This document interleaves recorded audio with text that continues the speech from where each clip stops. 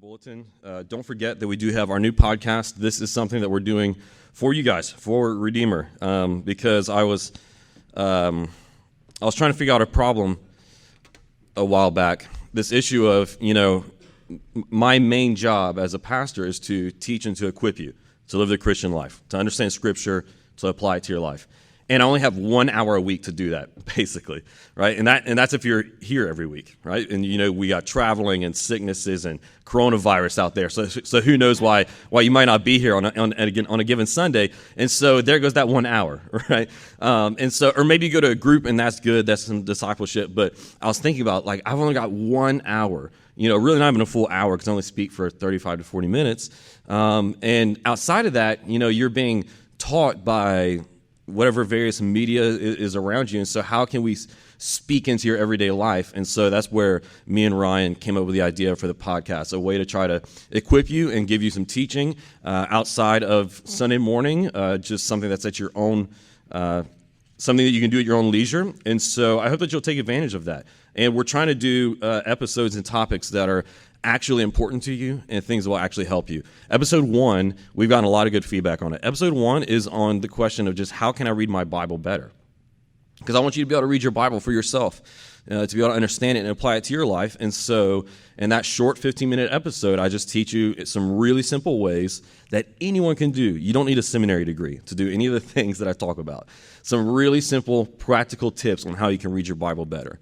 Not just in the reading of it, but also in just how you can become more consistent in it. And so I highly encourage you guys, go check out episode 1, and then also the 2 that are after that. I'll talk about handling media, and then also the third one is on what is apologetics. So I know a lot of you guys are interested in that. So check that out. It's on YouTube, Spotify, like Eli said, most of the major platforms as of yet. I think iTunes is the only one we're still waiting on. They take a long time to process. So highly encourage you guys to go and check those out. And let us know what you think. So we're going to start with this. So we are in John chapter 8, starting in verse 2. I'm going to read through verse 11. So it says, "At dawn, he went out to the temple again, and all the people were coming to him. He sat down and began to teach them. Then the scribes and the Pharisees brought a woman caught in adultery, making her stand in the center. 'Teacher,' they said to him, 'this woman was caught in the act of committing adultery. In the law, Moses commanded us to stone such a woman. So what do you say?' They asked this to trap him in order that they might have evidence to accuse him. Jesus stooped down and started writing on the ground with his finger. When they persisted in questioning him, he stood up and said to them, 'The one without sin among you should be the first to throw a stone at her.' Then he stooped down again and continued writing on the ground. When they heard this, they all left one by one, starting with the older men. Only he was left with the woman in the center. Jesus stood up. He said to her, 'Woman, where are they? Has no one condemned you?' 'No one, Lord,' she answered. 'Neither do I condemn you,' said Jesus. 'Go, and from now on, do not sin anymore.'" Beautiful story we have here in Scripture is what we're looking at today in our series called All Things New. This is our series leading up to Easter, which is a major, maybe the most important holiday in the Christian calendar, and is all about the theme of newness, because that is what the resurrection brings us, is newness. And so what I wanted us to think about throughout this series is this, is that the gospel is not an invitation to just self-improvement in your life. The gospel is an invitation for your entire life to be made new, for absolutely everything to be made new. It says this in 2 Corinthians 5. Paul said to them, he said that whenever Jesus comes into your life, or whenever the gospel comes into your life and you become a Christian, he says, all the old things pass away. He said, all old things pass away, and he says, all things become new. Everything is remade. And I think that we have this assumption that becoming a Christian means, I have my life as usual. And to be a Christian means that I then just take Jesus, or I take reading the Bible, or I take going to church, and I just add it to the shelf of things that are already my life, right? But that's not what being a Christian is. Being a Christian means the shelf is, you start over. Everything is made new. Whenever Jesus comes into your life, that new relationship redefines everything else. It redefines all other relationships. It redefines your thinking. It redefines the way that you should manage your time, the way that you should manage your resources. It redefines maybe the beliefs that you had up until that point. It changes absolutely everything because the gospel is an invitation to newness. And so each week in the series, we're looking at a different theme or a different thing that the gospel makes new in our life. Today, if you saw from, I think, the titles in the bulletin, we're looking at how the gospel offers us a new righteousness. We're going to look at what that means, and we're going to look at it through the lens of this beautiful narrative here in John chapter 8. We're going to look at it through three headings. The first thing we're going to look at is what the law requires. What the law requires. Because that's really the question at the center of what's going on here in this debate, I guess you could say, or this duel going on between Jesus and the scribes and Pharisees. So what the law requires, what's the issue going on there? We're going to look at who's the guilty one in this passage, and then who is the condemned one. So we're going to look at what the law requires, the guilty one, and the condemned one. All right? So let's begin with what the law requires. So Jesus is, this is at a point in Jesus' ministry where he is quite popular. As you can see, whenever he teaches, crowds come to listen to him. He's going around and crowds are following him, not only because he is doing many healings at this point. So whenever word spreads that there is a prophet who is healing people, then people come, right? But not only that, but they are coming for his teaching as well because Jesus is attracting all these people who were marginalized by the pre-existing religious establishment. He is attracting, if you read through the Gospels, is constantly describing how Jesus is attracting, so on the one hand, because he is healing, he's attracting those who had all kinds of physical infirmities, the cripple and the lame, the blind, the lepers. And the significance of that is that those people were previously excluded from worship in the old Jewish system. Because only those, because having that physical infirmity was seen as like a visual representation of a spiritual defection, right? Something wrong with the spirit. And so Jesus is attracting all these people. That's why in the Old Testament it said that whenever the Messiah came, he would preach good news, not only to sinners, but also to the lepers and the lame, that the lame would leap with joy. So he's attracting these people. He's attracting people like tax collectors who were the most hated of society. He was attracting prostitutes and sinners and all these different kinds of people. So this is what's going on. Jesus is teaching. All these people are coming to him, and the Pharisees do not like it one bit. We could get into the weeds of it, but let's just leave it there. The Pharisees do not like it one bit. And so several times they challenge Jesus. And they go into these things with him that scholars call an honor duel. An honor duel. It's something that would happen in ancient society, not just in ancient Palestine, but also in throughout the rest of kind of like the Roman Empire, the Mediterranean world during this time. It was an honor-shame-based society. And so one of the ways that you could fight with somebody, that you could debate to increase your honor and decrease theirs was through what was called an honor duel. So it was something of a public debate, a public question put before one another in front of people, so that at the end, whoever won would be raised up in honor, the other one would be shamed. And so this is one of their tactics against Jesus a lot in the Gospels. That's the setting of what's going on here. They come up to Jesus with this honor duel. They come and they bring a woman who they claim they had caught in adultery. Now notice John's language is as specific as he can get without getting vulgar. He says they caught this woman in the act of committing adultery, right? So once again, without getting R-rated, John is telling us just like to the extent of like how they caught this woman. And that's really important because they come up to Jesus and they say, we caught her in the act. The law says we ought to stone her. What do you say? This is the challenge that they present before Jesus. Because, here's the thing. According to the Old Testament law that they were getting this from, people who were caught in the act of adultery were to be stoned. That was the sentence.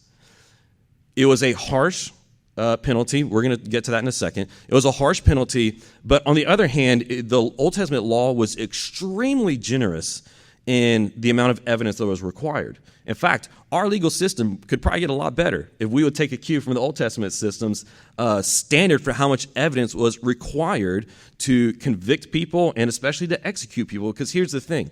You couldn't just be suspicious that two people were having an affair. And you couldn't just see a man and a woman walk out of a bedroom, right? As much as that should tell you, that was not enough either.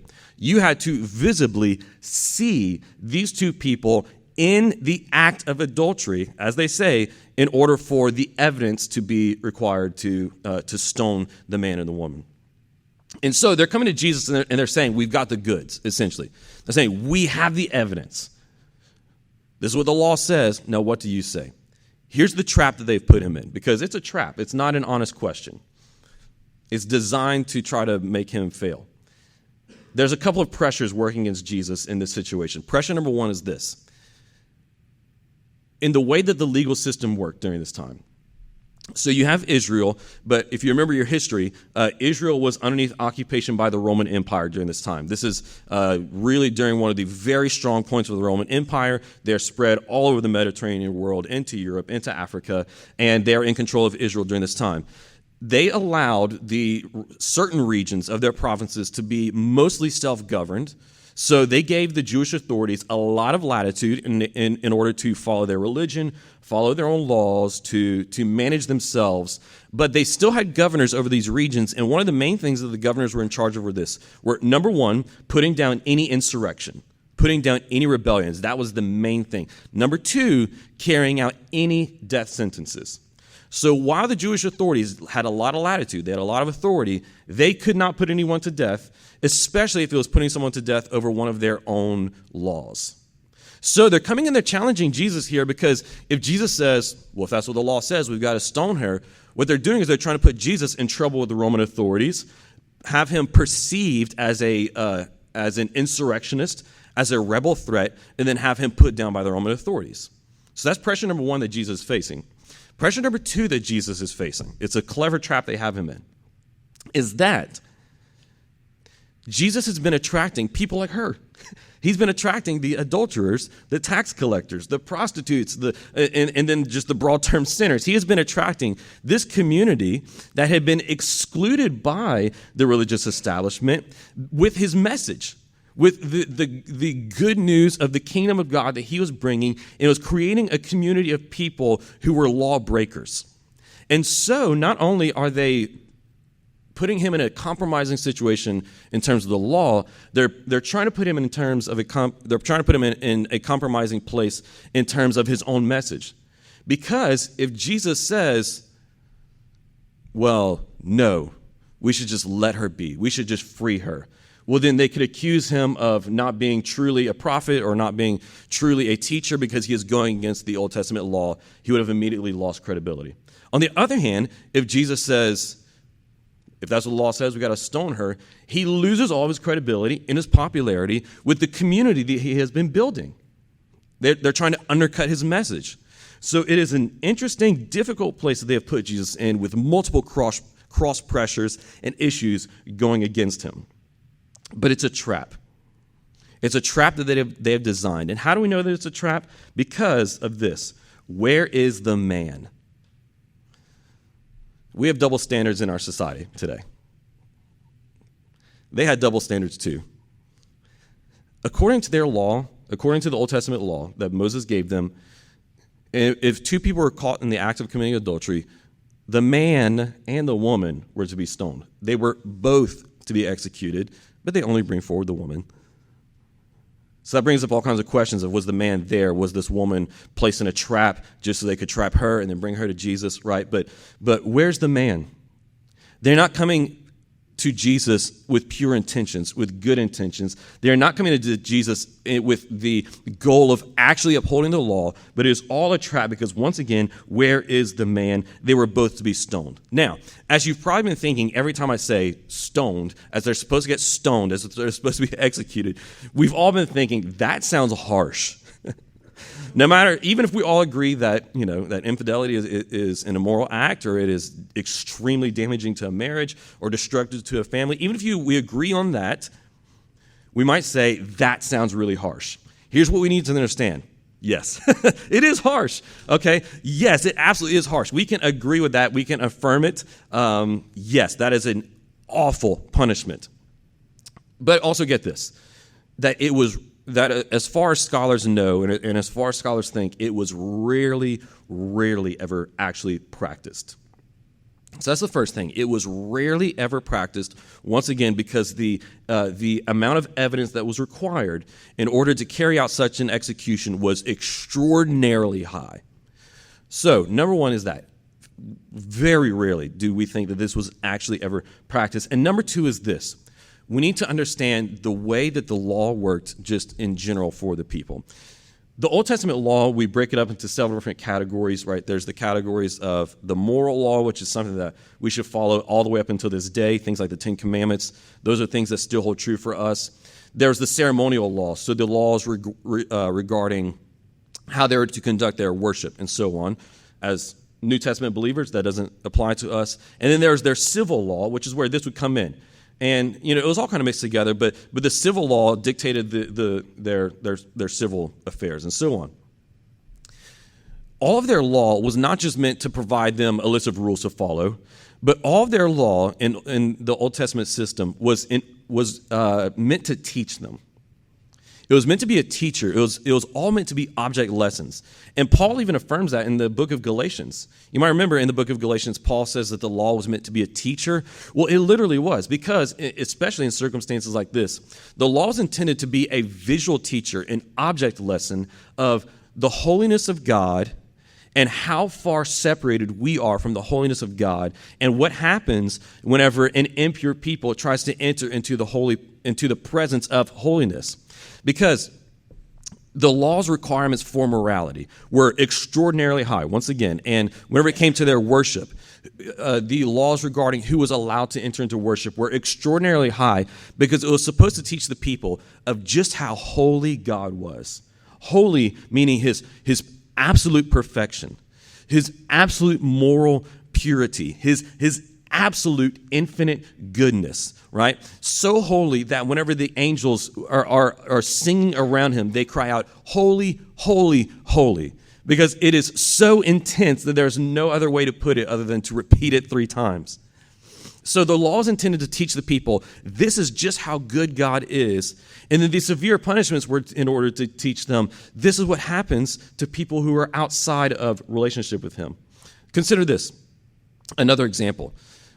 The temple and the tabernacle system.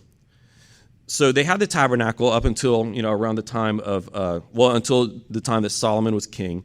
But even after they had the temple and they built an actual temple, both of them had layers and layers of separation. So they had the Holy of Holies in the center. That's where they saw, that's where God's presence is. That is where he is, where you can enter in fully into his presence. But outside of that, they had a barrier. And outside of that, they had another one, and another one, and another one, and another one. Layers and layers of separation. And only certain people were allowed into different areas, right? So the outermost court, that was where the Gentiles could go into, but no further. Then they had a court where the women could go into, but no further. And then the Jewish men, the Jewish heads of the families, but then only the priests, and then only a certain number of the priests, and then only the high priest, right? There's all this separation. Once again, to teach them, the holiness of God and just how far separated we are from it. So their law was intended to be a teacher, and it was intended to show them the difference in the huge separation that exists between us and God because of our sin and his holiness. So what does that mean? It means, and it should tell us the same thing that it told them, that impurity cannot exist with holiness.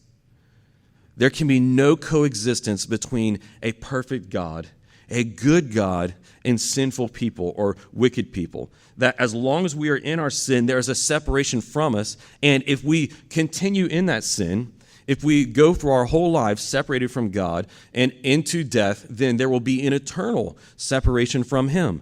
Because impurity, which happens to us because of our sin, cannot enter into the purity and the goodness and the holiness of God. But on the other hand, to be right with God, to perfectly obey him and to be in a relationship with him is what the Bible describes as righteousness.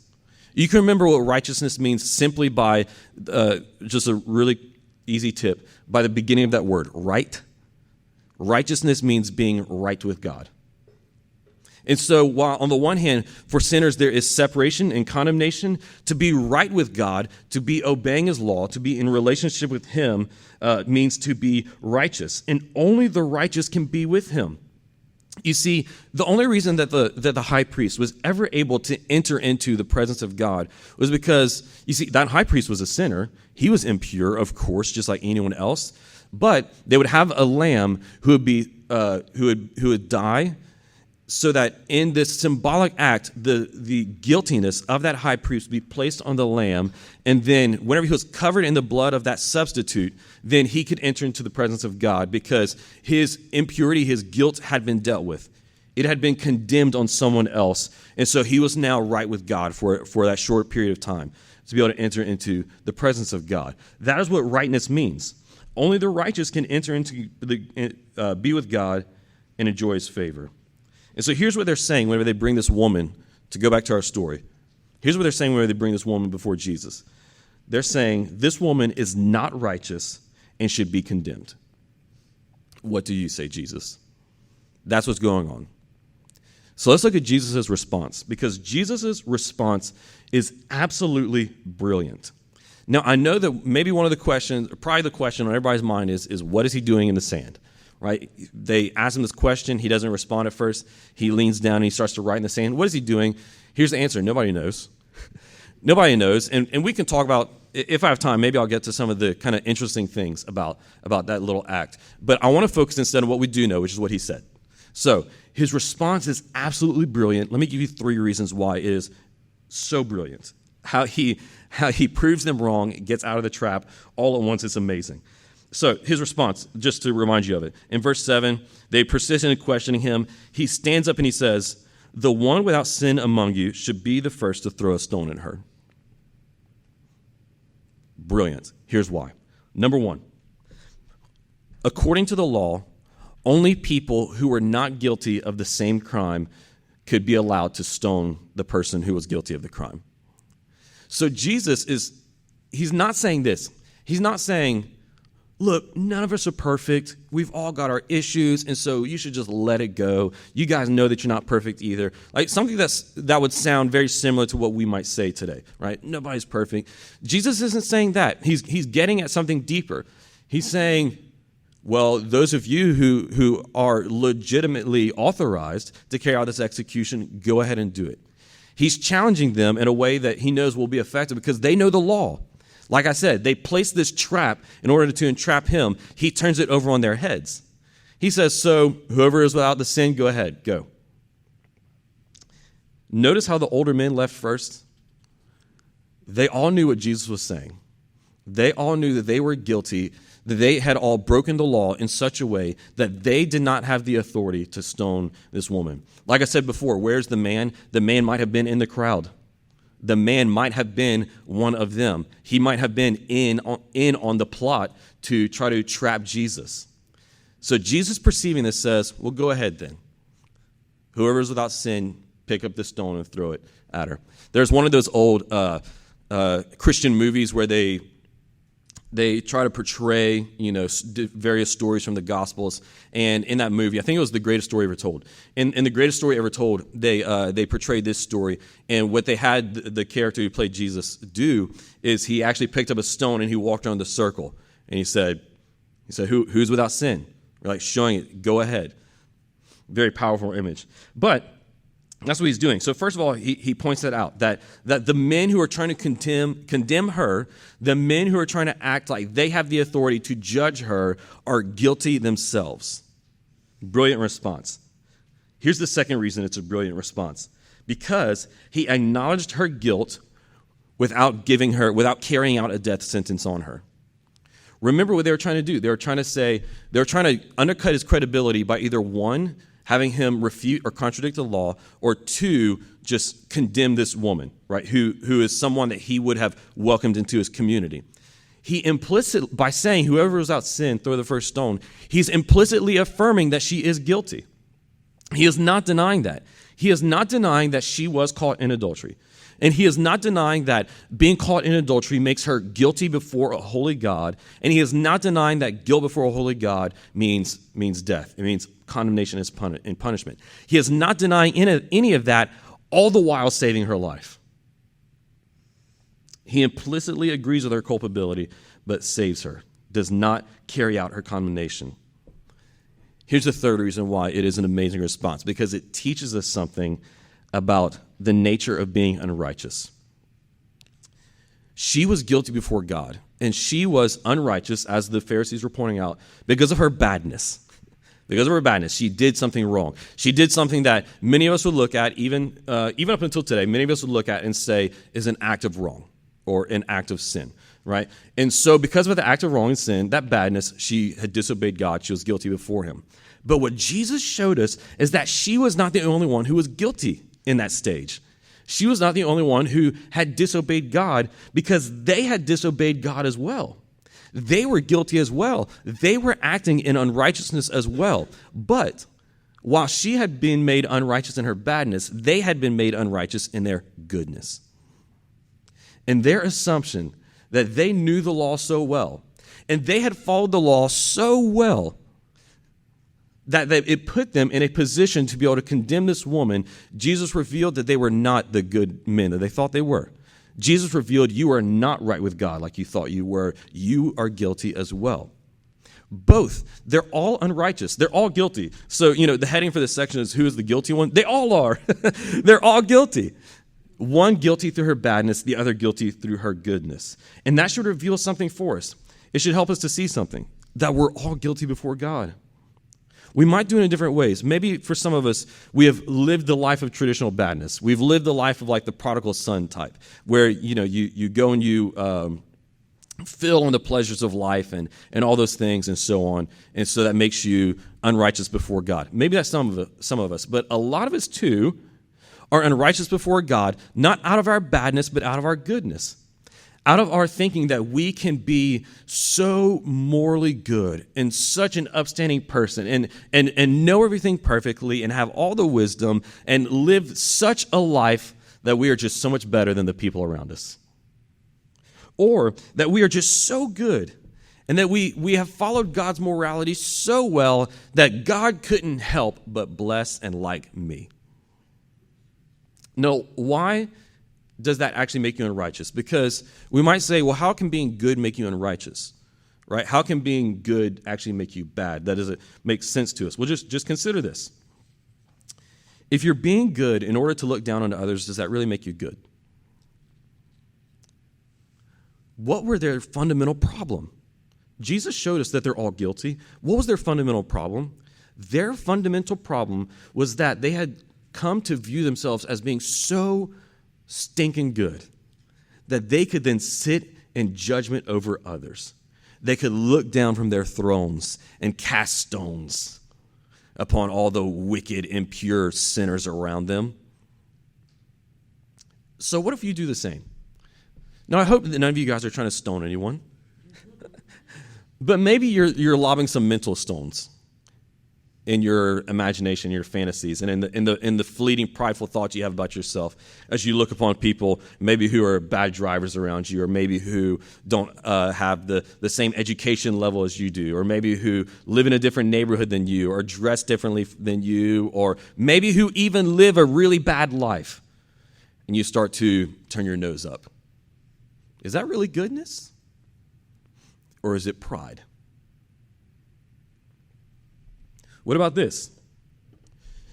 You might say to yourself, well, I never judge. I'm a good person and I never judge. I'd challenge that. Okay, let me just gently challenge that. But let me go even further.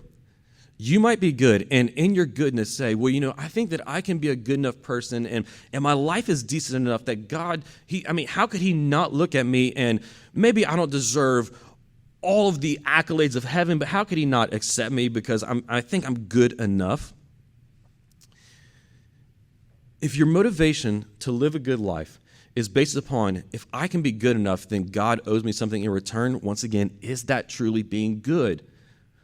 Or is it acting out of self-interest in order to twist God's arm into blessing us, to twist God's arm into giving us the future that we want, the family that we want, the career that we want, to get our free ticket out of hell or condemnation card, right? If we do it out of that motivation, is it actually good? It looks a lot like the same selfishness, self-interest, and pride that existed in the Pharisees. The Jews were guilty of being so prideful they thought that they could sit down in the seat of judgment over others. That they had become so prideful that they thought that their obedience to the law required God approve them as righteous. How often do we do that as well? Well, the story shows us, if we ask who is the guilty one in the story, the guilty one is all of us. It's not just that woman at the center. You might look at that woman standing in the center of that circle. Not just before Jesus and those scribes and Pharisees, but before the whole crowds that were there. You might really identify with her. But you might not. And if you don't identify with her, what I'm trying to help you to see is that you need to identify with those Pharisees who left one by one. Because how often do we all do the same? None of us are righteous before God. None of us are in good standing with God because we have not followed his law. We have impurity in our hearts. We are sinners as well, whether we have disobeyed him through our badness or whether we have disobeyed him through our goodness. But there's another reason that Jesus' response is just brilliant. Not just brilliant, that it changed the world in that simple little response. Because of this. Consider this. Every religion that has ever existed, and not just religion, but every philosophical system that has ever existed, every worldview that has ever existed for the history of the world has said this: either you're guilty and you deserve to be condemned, or you're not guilty and you're not condemned. But what does Jesus do at the end of this story? They all leave one by one until, it's a beautiful image. It's just Jesus and her standing there. And as they leave, Jesus says, where are your condemners? Where are your accusers? Where are your judges, right? Where's your death sentence? And she said, they all left. And he says, I don't condemn you. But like I said, just a minute before, in Jesus' statement right before that, he implicitly said that she was guilty. He did not deny that she wasn't guilty. But as far as we know, and as far as our experience teaches us, and as far as every other religion teaches us, guilty means condemned. Or not guilty means not condemned. Jesus says, you're guilty and I don't condemn you. How in the world does that work? How can he say that she is guilty and then not condemn her? Here's how. Those men were all standing around her with their double standards and their self-righteousness, thinking that they could be her judge. And Jesus took the reins of justice from them. The reason he remained standing because he was truly the one without sin. Like I said, everyone there was guilty except for him. He was perfect. He perfectly obeyed God's law. He is the only true righteous one. They were sitting in the judgment seat. He took it away from them, and he sat in it. He showed that he was the only one able to judge. But with the authority to judge, he got out of the judge's chair, and he took her condemnation upon himself. The justice that should have been carried out against her, the condemnation, the suffering that she deserved, Jesus, who should have been her judge, took it upon himself. So that in him taking her death sentence on himself, he could then say to her, your condemnation has been done away with. Your accusers have been silenced. Your condemnation is no more because I've taken it on me. And if the judge of the universe has taken it upon himself, who can condemn you? She looks around and she realizes no one. Jesus would take her condemnation on himself when not too long after this, he would go and he would suffer on the cross.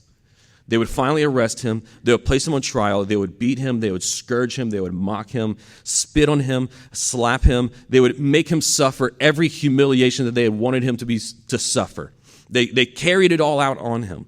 And then they nailed him to the cross. And upon the cross, Jesus experienced the worst moment of it all. Not the nailing, not the beatings, not the crown of thorns, but the worst moment of it all when he cried out, my God, why have you forsaken me?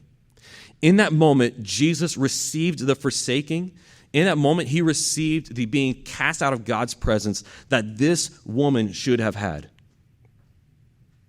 But he gladly took it upon himself so that in this moment he would be able to say to her, daughter, you are so guilty. You have done wrong. But there is forgiveness in you. There is forgiveness for you in me. Because I'm going to take your punishment. I'm going to take your condemnation. And you can walk away today righteous. You were once guilty before the law. You can change today with a new righteousness that I will give you. And he offers the same thing to each and every one of us. Because Jesus Christ hung on the cross, because he suffered the wrath and the punishment, the death sentence that we should have received, we are offered the righteousness that was once his. We who were once guilty, not right with God, because of Jesus' work alone, can be made innocent and right with God, receive righteousness. This is what it means in 2 Corinthians chapter 5, verse 21. Whenever Paul said, for he who knew no sin, that being Jesus, for he who knew no sin became sin on our behalf. He took her condemnation. He took my condemnation. He took your condemnation if you're in him. He says he became sin on our behalf so that in him we then might become the righteousness of God. How can Jesus say to her, you are guilty and I don't condemn you? Because he was offering to her, he would accomplish for her and give to her a righteousness that was not her own. Absolutely changed the world in that moment. And he can change your world too. He can change your world even today. If you come to understand this, that your right standing with God is not based upon any of your works. It is not based upon any of the goodness that you can do, any of the laws that you can follow, any of the religious ceremonies that you can fulfill. None of these things can make us right with God. Like all the barriers and separations of the old temple system showed us, nothing can make us right with God to be able to enter into his presence other than the blood of a substitute. If you will recognize that all of your law following cannot make you right with God, but only the blood of the substitute, the perfect lamb, being Jesus, can make you right with God, then you receive the righteousness that was his, one that I can never build, one that I could never accomplish, one that I can never even come close to, but one that is given to me freely as a gift because of the work of my substitute, because of the work of Jesus Christ. And if you're bad, it's okay for us to admit that we're bad. And if you are bad, and if you identify not with the religious Pharisees, but with the adulterous woman and the tax collector and the prodigal son, it tells us this, that if you will go to Jesus, all of the accusers, all of the judgers, all of the laws that you have broken, all of the condemnation being held over your head, all maybe even of the doubting and insecure thoughts of your own heart, if you go to Jesus, they will be silenced one by one. How many of you guys are being held back from going to Jesus because of your own doubting heart? You think I'm too bad, or you think I've sinned too many times, or you think it's been too long for me, or something along these lines. How many of us are being held back by those accusing thoughts of our own hearts? Or maybe you're being held back because you remember all the words that were spoken to you by other people throughout your life, of how you never measured up, of how you never did well, you never did right enough, you would never be good enough. Maybe the accusing words of parents or of teachers or of siblings or of friends or enemies or whoever else. If you'll go to Jesus, all of those words and all of those accusers will be silenced one by one until you are standing in the presence of the righteous one who says to you, though you are guilty, I don't condemn you. Here is my righteousness so that you can have a new life, so that you can have a new relationship with me and the Father. No, if you start to live in that, if you accept that message and you start to live in that today, it will change your life. And here, let me just give you one immediate way, or it may not be completely immediate, but one way that it might change your life. And that is that it will make you a meek person. Meekness does not mean weakness. It's unfortunate for us that those two words rhyme, because I think that's often of how we think of meekness, that it means being very weak, being very being full of anxiety, maybe, or unsure of yourself, always speaking down at yourself, always looking down at yourself. Like, that's what we think of meekness. But that's not Christian meekness. Jesus is described as meek. Moses, the greatest leader of the Old Testament, is described as meek. Meekness does not mean being weak and filled with anxiety.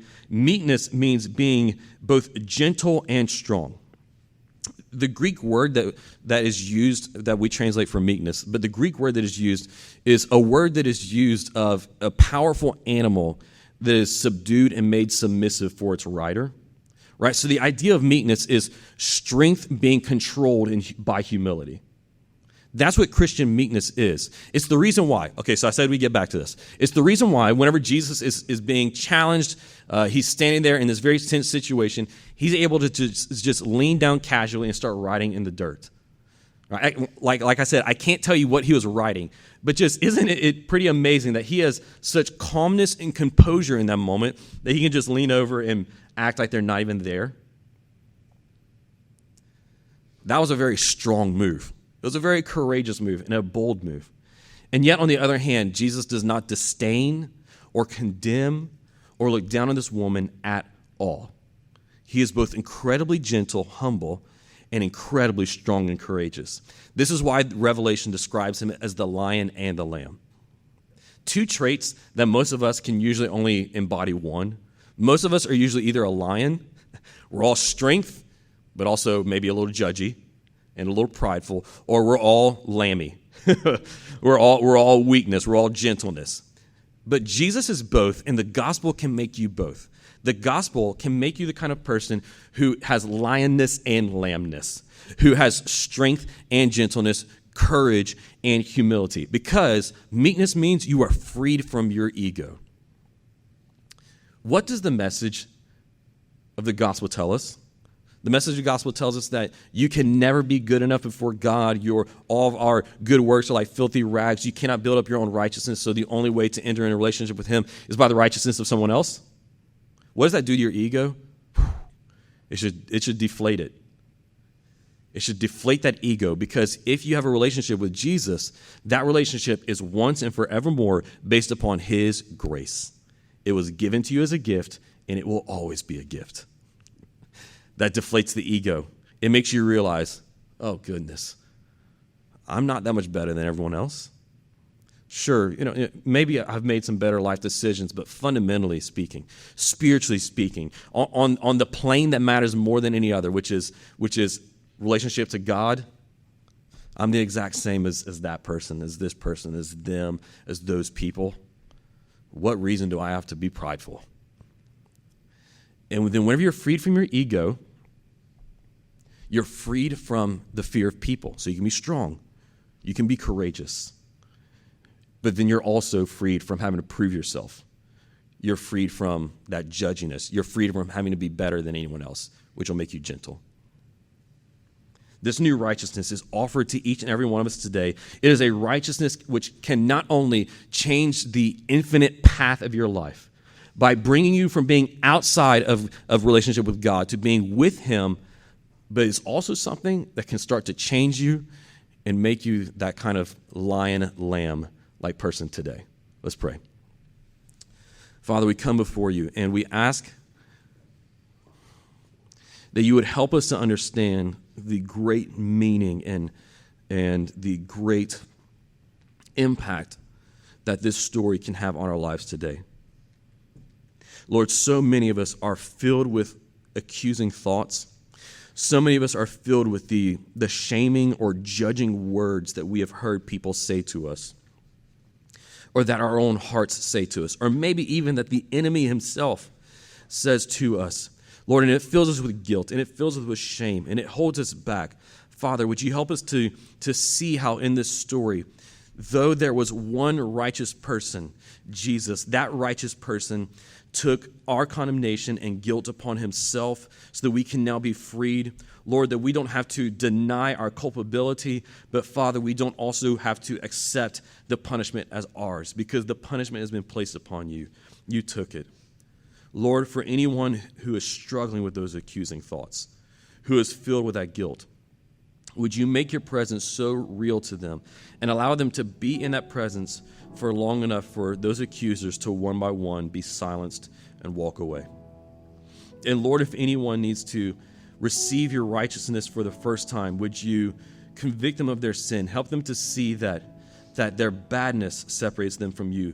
Their good efforts to make themselves better than others, or their good efforts to try to manipulate you, cannot make them right with you. But that the only thing that can bring them into a righteous standing with you is the work of Jesus Christ. And so let them lay down all of their past today and receive the gift of Jesus' righteousness. And Lord, let all of us today respond in the only appropriate way, which is rejoicing. Rejoicing, and in that rejoicing, becoming people who are gentle and strong, who are humble and courageous. We pray this in your name. Amen.